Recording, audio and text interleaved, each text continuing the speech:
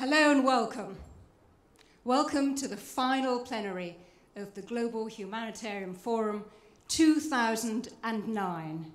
I am Nisha Pillai, your moderator for this afternoon, and together we're going to go on a journey. We're going to tackle some of the big questions.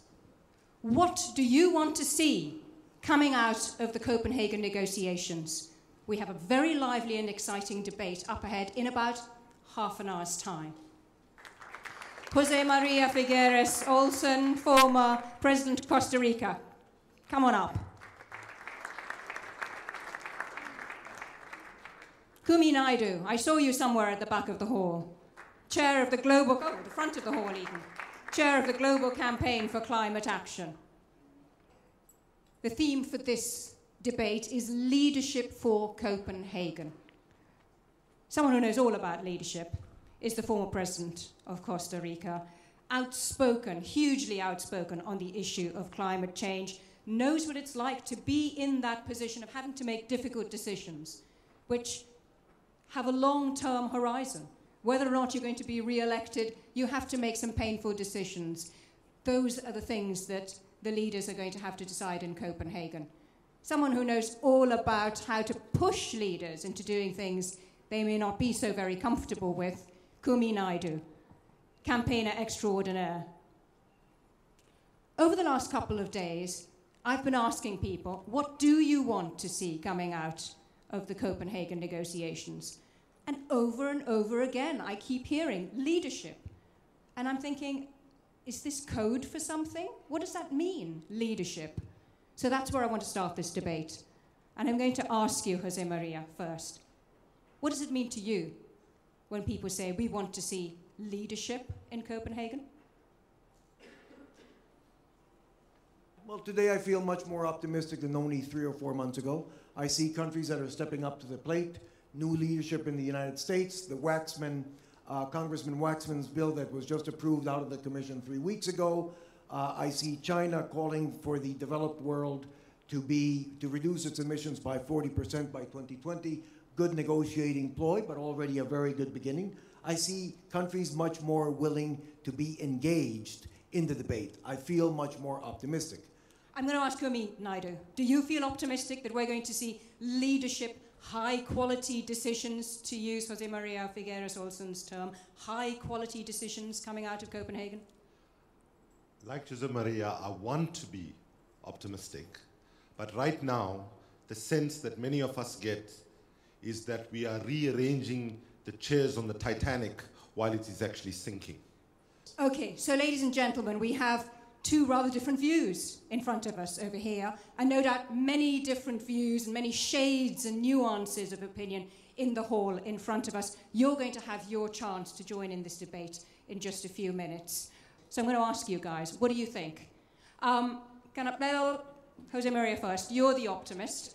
How high do you think the cuts will be? Kumi wants to get something in here in the space. I just wanted to close that last discussion by saying that I'm much more optimistic since President Bush left the White House and Obama came. I do think there is a different optimism, but it's not where it needs to be. So how do you get that leadership? How do you get that political will? I want to hear from you out here in the audience. Please start testing Jose Maria Figueres Olsen. Start testing Kumi Naidu. Hi, my name is Mala Nimher. I'm a climate campaigner from India. I've been working on climate issues for about 20 years now at Kyoto, along with yourself. And I really think that we need to change the rhetoric, change the game, and fundamentally change our approaches. This is not about us and them, Kumi. We're all in this together. And what I want to see in my lifetime is the world at the United Nations reflected as the world that it is. I don't want a G77 and China, which has South Korea in it, which has countries which have $1 trillion foreign reserves asking for the same kind of benefits as a Tanzania or a Haiti. I want the world to be recognized for what it is, and I want us to take responsibility instead of bleating that other people should do it, and it's about the rich versus the poor. So we had a lot of exhortation there. Are you guys ready to give us an answer? How can we change the rhetoric, Jose Maria? My impression, it's already beginning to change, not to the degree that some of us would like it to be. There's still a lot of posturing. There is still a lot of position taking in terms of negotiating and negotiating stance. But I repeat, I feel today much more optimistic than I felt only 3 or 4 months ago. And from here in the hall too. Hello, Benjamin Barber. Yesterday I raised the question of power. I want to refine that a little bit in responding to and agreeing with Kumi Naidoo that political will is in fact the question, because what I want to suggest to you is that the real obstacles are not about what we know or don't know. We all know what the situation is with climate. It's not about what's right and wrong or what's necessary. We know what's necessary if we are to survive.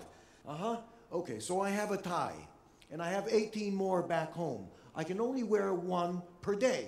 But my personal satisfaction, because of the values we have, is that I need to have 18, and if I can buy number 19 this afternoon in the duty-free, so much the better. Michal, how many pairs of shoes do you have back home? Be honest. How many pairs of shoes do you have? And Let's you know have what? a conversation. They're all black and they're all flat, so why do I need matter. so many? How many do you have? How many? Given up counting. Given up counting. Excellent. So that is what we have to change. That is what we have to change. Because the truth of the matter is that 1 billion of us in the world, of which we all belong to, overconsume. And if the World Bank was here, Bob Zoellick would probably declare success this afternoon, as if the other 6 billion could come to consume the way we do.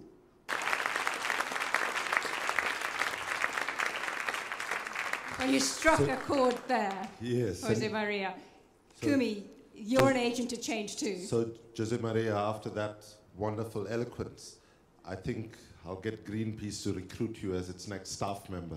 Because that's the kind of... Actually, I volunteered, but they didn't want to take me. Ian Dunlop from Australia. Thank you very much for your comments on the urgency of this matter, but I wonder if we're still not really missing the point. If you look at the latest science, you look at the Hansen information, the work coming out of Potsdam, the science has moved even further than I think you've been alluding to. We are almost out of time. I would like to ask Kofi Annan to give us some last thoughts on this idea of leadership. You know, we've seen you hailed, and we don't need to be told why, for what you've done on so many different issues. What do you think is missing? No, I think leadership on this particular issue, as our two speakers have said, cannot be left to political leaders alone. It requires almost complete and total mobilization of society. We all have a role to play, we have a responsibility, and individuals, private sector, foundations, universities, we all have to play our role.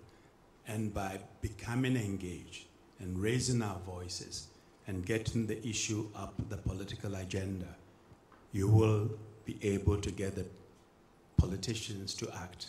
So let's band together, let's campaign, let's put wind in their sails, and you'll be amazed how many of them will show remarkable leadership when they know the people are there with them. Thank you.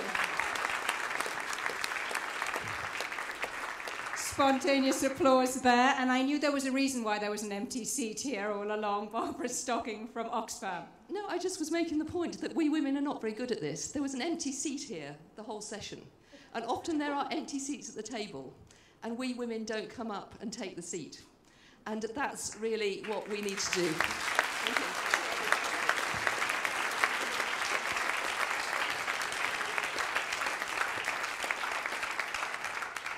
Thank you, Barbara, and what a great way to bring this debate on leadership for Copenhagen to a close. I hope you've enjoyed it. We've had such a lively discussion. I promised you one, we had it.